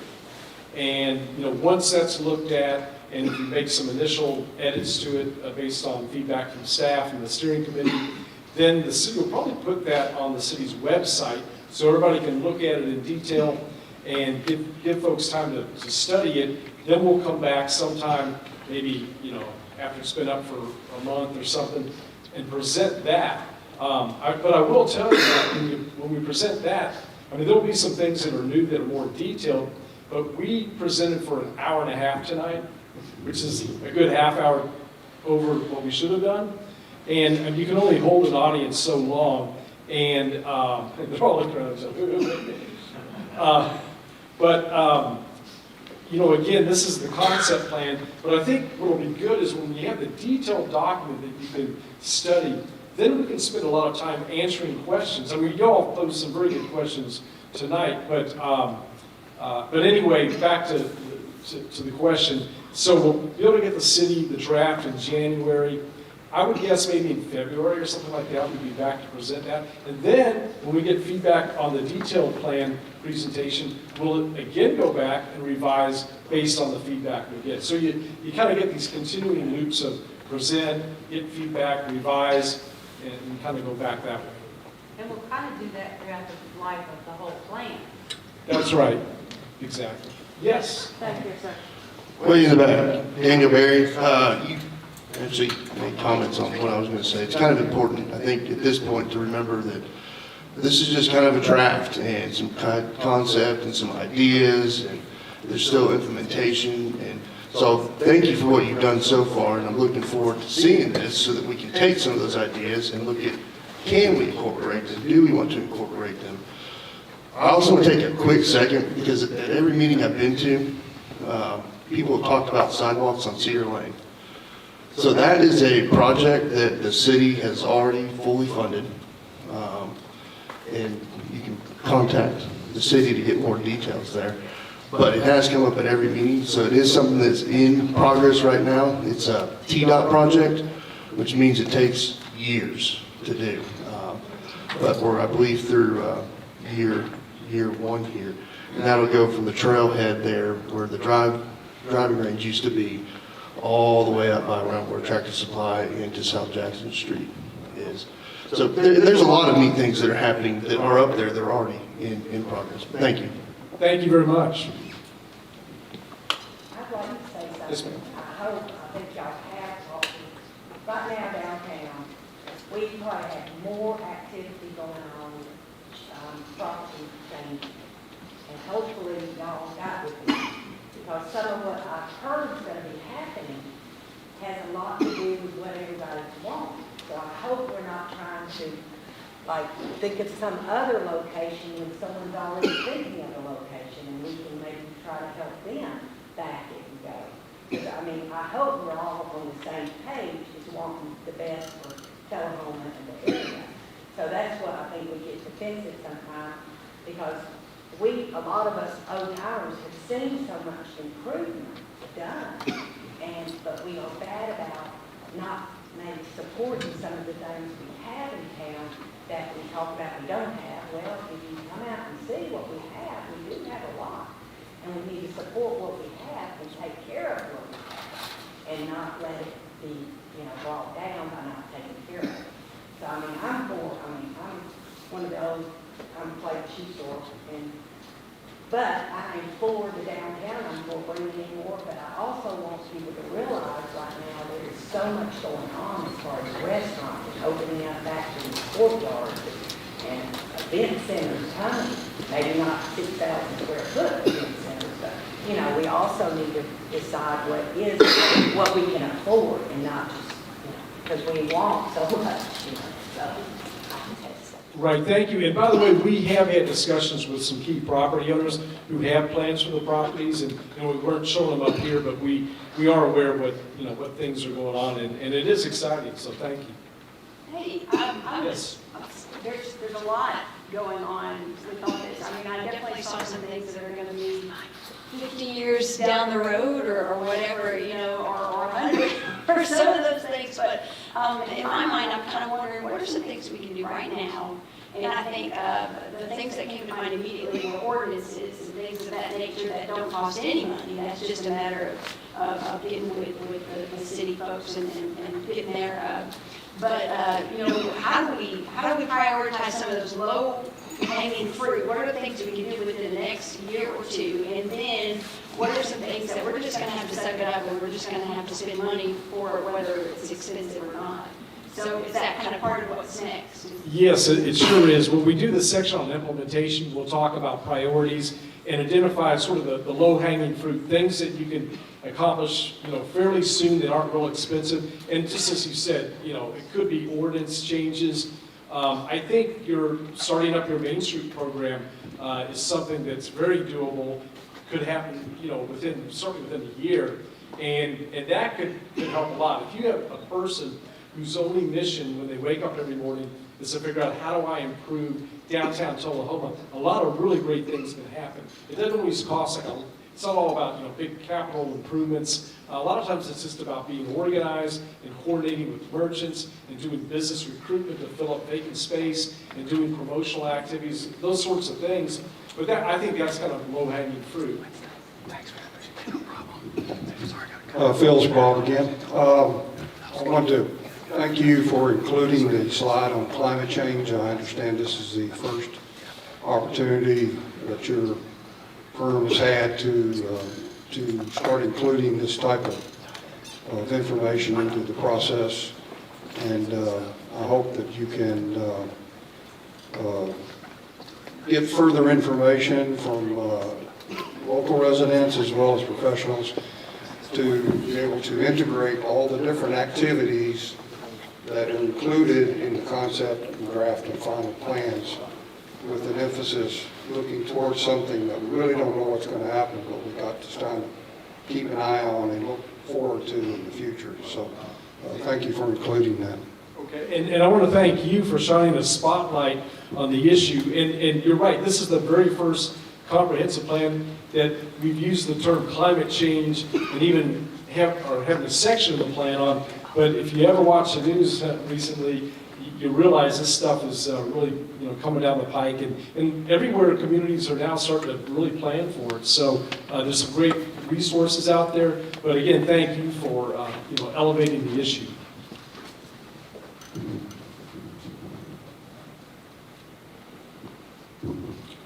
Thanks. Greg Sandlin. I'm with the Planning Commission. And just to comment, it's been touched upon, it's been kind of said that, the city's got its role to play. The city's got to do some ordinances, control our planning and codes really tightly, and do some ordinances. But it's really about private investment, laying the groundwork so that private investors are willing to risk their money and put money down on new restaurants or new convention centers. Let's talk about that. I spent 2 years serving on the Public Building Authority that oversees the Manchester Coffee County Conference Center, and it's been a mess, right? It's lost money every year. It's not something. It's a public building, and our tax dollars have funded that to the tune of a $2.3 million loss over many years. So we really, we need to set up an environment where a private investor can come in and make money at something. And that's kind of our role as a city government, and the plan needs to reflect that. Very good point. Thank you.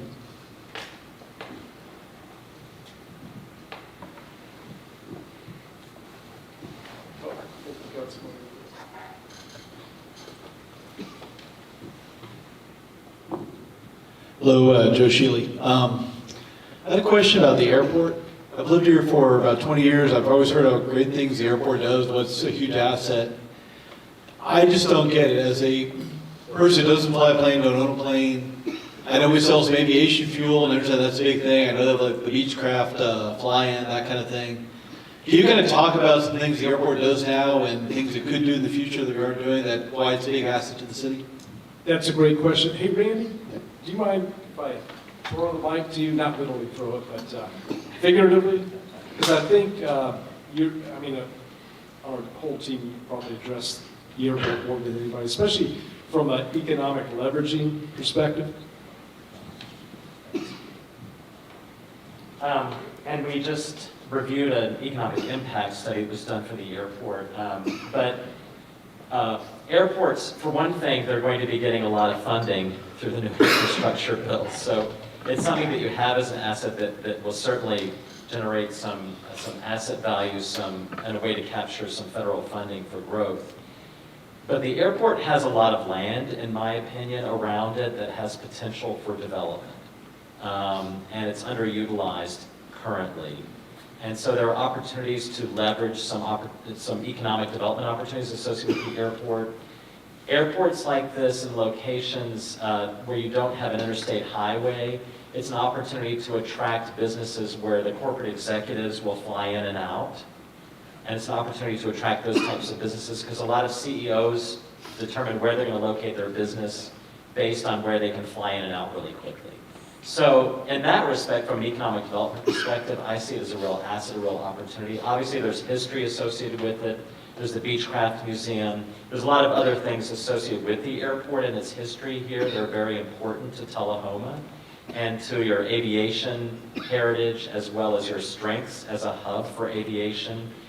Between the airport and the base, obviously the base and the AEDC, you have a lot of aviation testing, a lot of aviation technology development, and so the airport, feeds into that broader picture of aviation as a strength and part of your heritage for Tullahoma. Thank you.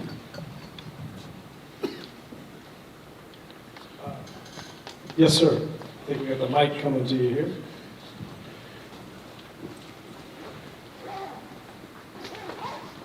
Jim Burns, kind of change the subject just a little bit. We talked about a lot of different things, transportation, spent a lot of time on civic centers and things like that. But one of the other things I want to ask about is, have we studied education? I think most of us in the room can agree we've got a pretty decent school system, and you have UTSI, which is underutilized, vastly underutilized, the capabilities.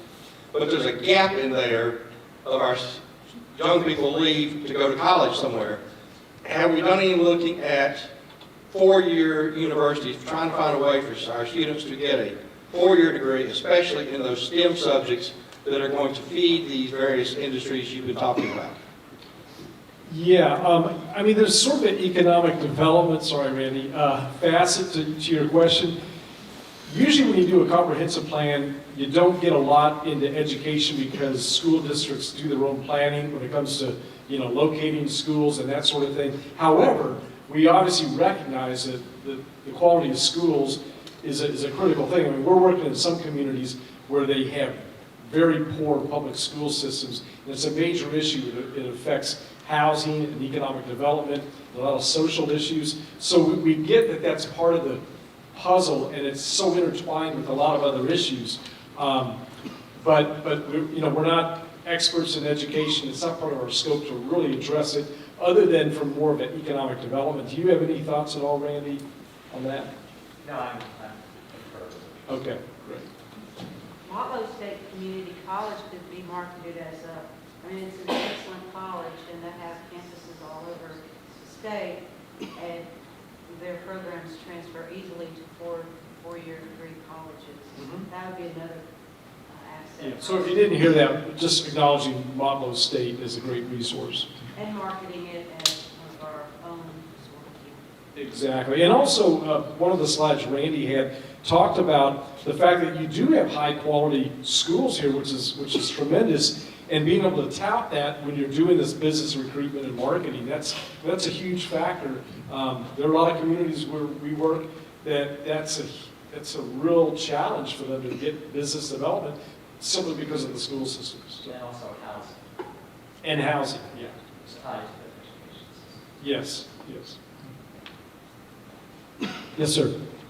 I don't know if I need a mic. Can you hear me? You touched on green spaces, and one of the things that my wife and I just got, we arrived 6 months ago. We've been so struck by how friendly people are in Tennessee. We escaped California, actually. In case you're wondering, we were in the Air Force for almost 40 years, and 37 of that was at Travis, between Napa and Sacramento. But one of the things that we really noticed early with the arrival of the Walker Collaborative and this whole discussion was kids, small children, out walking, looks like they're going to school to us, and some are ones and twos. They're real small children. There's no place for them to walk except the above-ground storm drains. And so green space we talked about in our group, that if we, Tisha and Hope in the chamber talk about the quadrant system, that we have 4 elementary schools, the city is divided up serving those 4 schools. And we thought, what if there was green space allocated somehow, some way, yours 6 or 8 miles of perimeter road, or a strolling path, if you will, for young families, for kids that connect the 4 schools and connect everything ultimately to the downtown. The 2040 concept to me was for those kids. And that's why I was interested. I think certainly we all care about them and we want them to be safe. And if there was a way to, we suggested maybe a cornerstone project in each of the 4 quadrants, connected by a walkway. Children's school artwork could be digitized into 2-inch tiles or 4-inch tiles. They could be added to as cladding to a short wall. That would be part of that strolling path. And kids will bring their parents and grandparents from out of town and show them their ownership of a part of this low wall that frames that safer school to school to school, as well as to the downtown pavilion or whatever we end up with.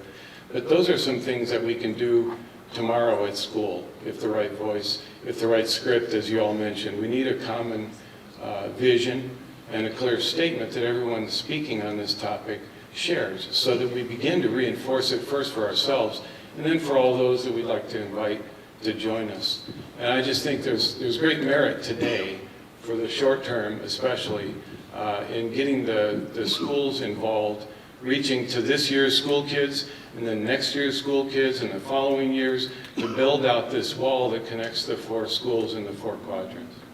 Yeah, I think those are great ideas. And when Liesl was talking about greenways and had the map showing just kind of the preliminary ideas, you've obviously got Rock Creek and other tributaries, that serve as, perhaps main spines or can serve for the greenway system. But then also you've got schools, you've got parks. And so we'll have to figure out how do you make the connection from the greenway that follows some linear natural feature like Rock Creek. How do you make the connection from there to a school, to a park? Now, fortunately, some of these things are already located on that natural greenway network, but there are places where we'll have to make connections where you're effectively extending the greenway, maybe utilizing existing sidewalks, but maybe they're wider, or there's some kind of special design treatment, not just physically, but kind of visually, that is the greenway extended. So yeah, I think it's really important to make those connections. And you're lucky to have places. I mean, we've been working, our war room and putting all this stuff together was at the planning offices the last 5 days, right by this cluster of, the Imagination Station and Cascade Park and the community center, the library. Yeah, it's amazing, all those things, which is one reason it's so exciting to think about the potential that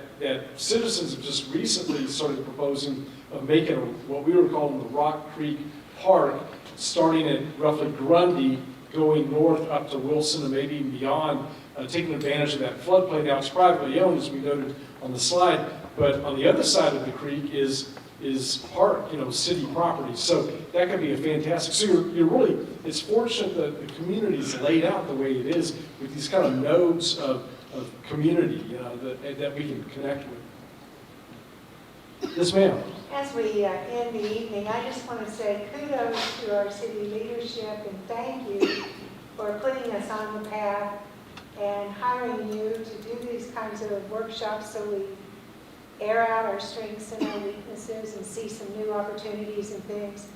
And we thank you for doing this for us, but for the streetscape, for the transportation, etc.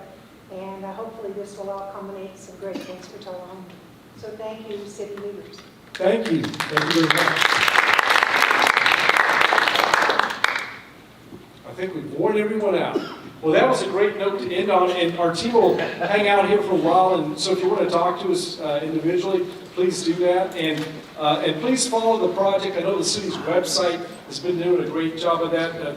The city's done a fantastic job of just promoting these meetings and getting the word out, so please continue to stay engaged. We heard great comments. It's all extremely useful for us when we take that next step to prepare the plan document. So thank you very much.